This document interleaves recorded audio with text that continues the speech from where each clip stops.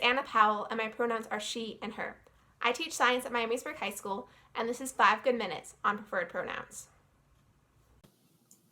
Okay, so I want to first share with you my own motivation for using preferred pronouns. And all of this data at the beginning comes from GLSEN, which is the Gay, Lesbian, and Straight Education Network. And every other year, they have something called the School Climate Survey, where they go ahead and survey LGBTQ students. And for those not familiar with that acronym, that stands for lesbian, gay, bisexual, transgender, queer, and questioning. So they survey LGBTQ students across the nation to find out what it's like being in schools today. And in their survey, they found that 45% of these students felt unsafe at school because of their gender expression and 35% because of their gender. 87% heard negative remarks specifically about transgender people. And this is the one that really gets to me. 71% heard negative remarks about gender expression specifically from teachers or other school staff. And all of this really works to create an environment. And this isn't the case that all students have these experiences. Obviously, some are in very positive, supportive environments where they don't hear many of these comments, but some students are really in environments where they hear these things all the time, and that has a big impact on students. And as part of the survey, they found that students who experienced higher levels of victimization, meaning they hear all these negative things every single day, versus compared to their peers who are in more supportive environments, they're more likely to miss school, they have lower GPAs, they're more likely to have disciplinary issues, and they have higher levels of depression.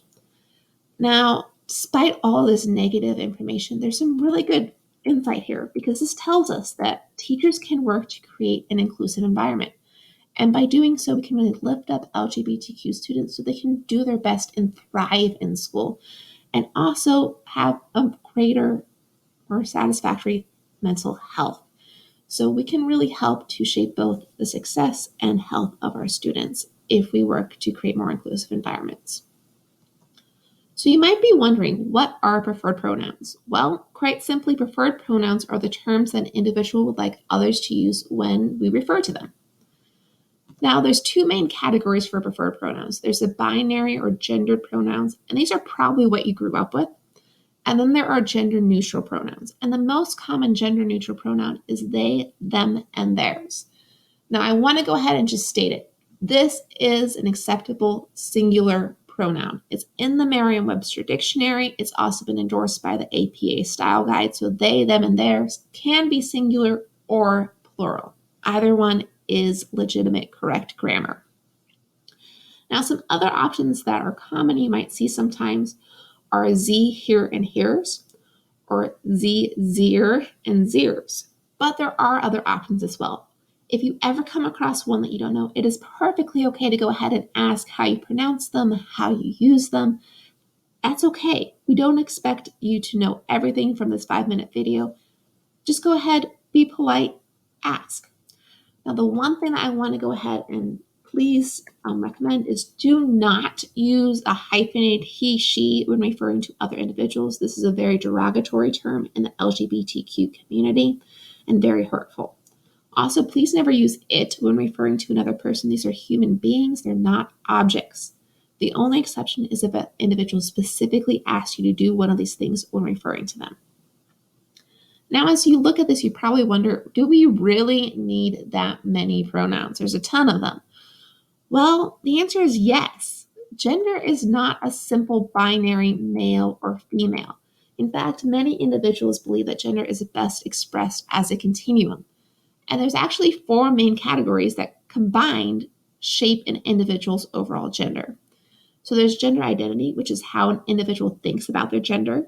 There's gender expression, which includes things like their clothing and their mannerisms. There's anatomical sex, so what chromosomes they have, where they have body hair, their voice pitch, presence or absence of an Adam's apple, things like that. And then there's sex assigned at birth, which is what the doctor usually decides based upon the genitalia that is present. Now, I'm hoping that you can already start to see the importance of using preferred pronouns in your classroom and why this is a thing. So I'm going to give you some ideas to actually incorporate this into your teaching. There are many more resources, though, if you see something that doesn't really strike your fancy. So please go ahead, check out the video description below for more information. So these are some of the things that I do in my own classroom. So at the beginning of the year, one of the easiest things to do as you introduce yourself to your new classes, go ahead and give your students your preferred pronouns. I'd also really encourage on that first day of school, go ahead and ask students what pronouns they would like you to use when referring to them. Now, I would suggest not having students stand up and declare them out loud. That could be a little intimidating, especially for more introverted individuals or those who are reserved.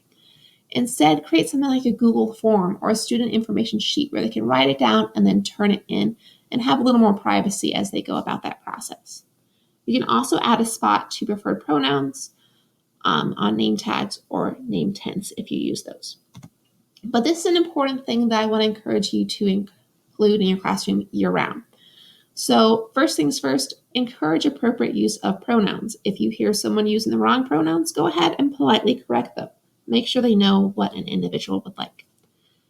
It's also helpful to remind students what your pronouns are because you're helping to make this part of the class norm that we talk about preferred pronouns and use them. So maybe get a pin and wear it on your lanyard if you use those. You can also post your preferred pronouns by your name in your classroom or outside your door. You can also add them to your email signature. And this last one, it takes a little bit of a mind shift. So instead of using terms like boys and girls, try and use gender neutral expressions like children. Or instead of ladies and gents, use students or folks. Or maybe you want to get more subject specific. I teach chemistry, so I could say scientist, or maybe you want to say historians or writers or things like that. So just some final tips. If you're ever in doubt about what a person's pronouns are, I would highly recommend using the gender neutral option of they instead of trying to guess he or she. You can save a lot of hurt feelings in that case. However, please don't get lazy. It's always best to ask what a person's pronouns are ahead of time instead of resorting on they. But I know sometimes it happens. I get in that situation, and really, it's a great fallback when we don't have another alternative. And also, I want to say in my own experience, I found that my students would prefer I try to use preferred pronouns, even if that means I make some mistakes, rather than do nothing at all. It's okay. Students know this is something new to a lot of individuals. Just admit when you make a mistake, apologize, and move on. After all, it's always a great thing for our students to learn that we are human, we're not robots, and we're not perfect. Just accept it with grace and try and become better the next time. So thanks for watching, everyone. If you have any additional questions or want more information, please check out the links in the video description below. Otherwise, go ahead and send me an email and I'll be happy to help in whatever way I can. Have a great rest of your summer, and this has been 5 Good Minutes on Preferred Pronouns.